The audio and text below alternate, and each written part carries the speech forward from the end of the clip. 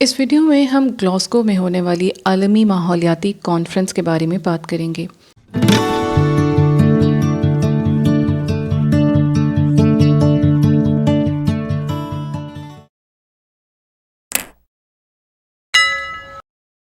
Glasgow میں ہونے والی عالمی ماحولیاتی کانفرنس کا اختتام ہو چکا ہے۔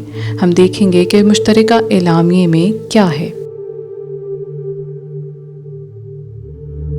عالمی رہنماؤں نے گلاسگو میں ماحولیاتی کانفرنس کے اختتام پر جاری ہونے والے اعلامیے کا خیر مقدم کیا ہے، جس میں موسمیاتی تبدیلیوں سے نمٹنے کے لیے مشترکہ کوششیں تیز کرنے پر اتفاق کیا گیا ہے۔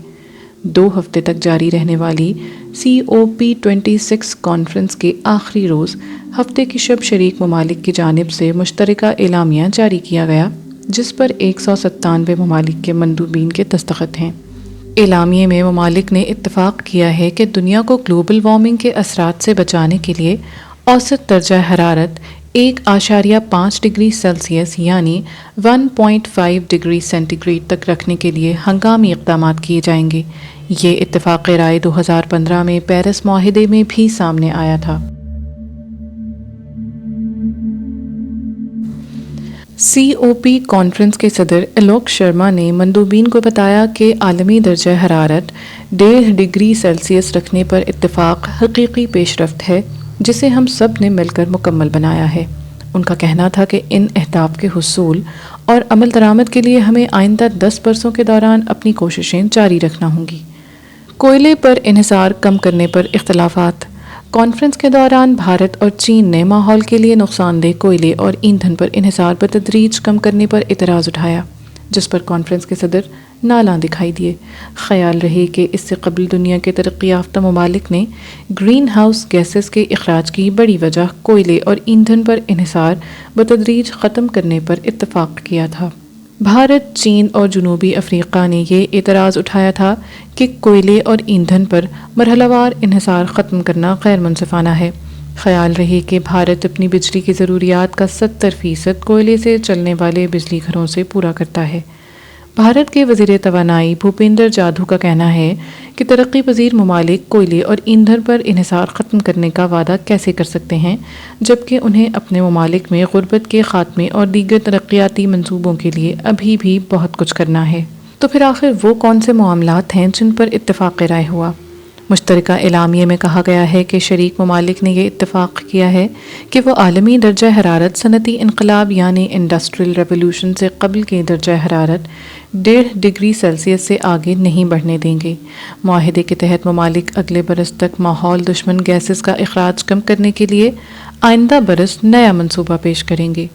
معاہدے کے تحت ممالک نے اتفاق کیا ہے کہ وہ کوئلے اور ماحول دشمن ایندھن پر انحصار مرحلہ وار ختم کرنے کے بجائے فیس ڈاؤن پالیسی یعنی کوئلے پر انحصار کو کم سے کم استعمال کرنے پر عمل کریں گے، جبکہ اس ضمن میں صنعتوں کو دی جانے والی سبسڈیز بھی بتدریج کم کی جائیں گی۔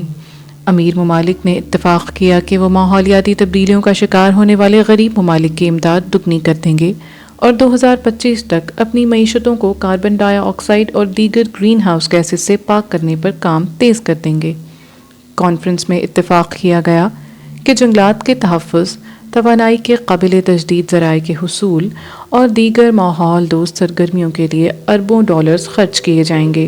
اس سمٹ کے دوران 100 کے لگ بھگ ممالک نے یقین دہانی کرائی کہ میتھین کا اخراج 2030 میں 2020 کے مقابلے میں 30% کم کیا جائے گا۔ مشترکہ اعلامیے پر دنیا کے مختلف عالمی رہنماؤں کی جانب سے رد عمل سامنے آ رہا ہے۔ برطانوی وزیر اعظم بورس جانسن نے مشترکہ اعلامیے پر شریک ممالک کی تعریف کی۔ ان کا کہنا تھا کہ بلا شبہ ماحولیاتی تبدیلیوں سے نمٹنے کے لیے ہمیں ایک طویل سفر طے کرنا ہے، لیکن یہ معاہدہ اس کی جانب ایک اہم پیش رفت ہے۔ سویڈن سے تعلق رکھنے والی ماحولیاتی کارکن گریٹا تھنبرگ نے معاہدے کو مسترد کرتے ہوئے ٹویٹ کی کہ COP26 کا اختتام ہو چکا ہے، لیکن اصل کام ان ہال سے باہر جاری ہے اور ہم کبھی ہار نہیں مانیں گے۔ امریکی صدر کی ماحولیاتی تبدیلیوں سے متعلق خصوصی ایلچی جان کیری نے بھی معاہدے کا خیر مقدم کیا۔ ان کا کہنا تھا کہ مجھے یقین ہے کہ گلاسگو میں طے پانے والے معاہدے کے نتیجے میں ہم آئندہ ایک دہائی کے دوران موسمیاتی تبدیلیوں کا بہتر طور پر مل کر مقابلہ کر سکیں گے۔ گزشتہ 2 ہفتوں سے جاری اس کانفرنس کے بعد دنیا کو درپیش ماحولیاتی چیلنجز سے نمٹنے کے لیے ممالک ایک دوسرے کے قریب آئے ہیں اور صاف آب و ہوا، محفوظ پانی اور صحت مند زمین کی بقا کے لیے سب پرعزم ہیں۔ ان کا کہنا تھا کہ ایک وقت تھا کہ ماحولیاتی تبدیلیوں سے نمٹنے کے لیے لفظ کوئلہ زیر غور بھی نہیں آتا تھا، لیکن حتمی معاہدے میں نہ صرف یہ اعلامیے میں شامل ہے بلکہ اسے فیس ڈاؤن کرنے پر بھی اتفاق کیا گیا ہے۔ اقوام متحدہ کے سیکریٹری جنرل انٹونیو گوٹریس نے اس معاہدے پر محتاط رد عمل دیا ہے۔ ایک بیان میں ان کا کہنا تھا کہ معاہدے کا متن ایک سمجھوتے پر مبنی ہے جو دنیا میں مفادات، حالات، تضادات اور سیاسی عزائم کا عکاس ہے۔ ان کے بقول اس میں کوئی شک نہیں کہ ممالک نے اہم اقدامات اٹھائے ہیں، لیکن بدقسمتی سے اجتماعی سیاسی عزائم کچھ گہرے تضادات کو ختم کرنے کے لیے کافی نہیں۔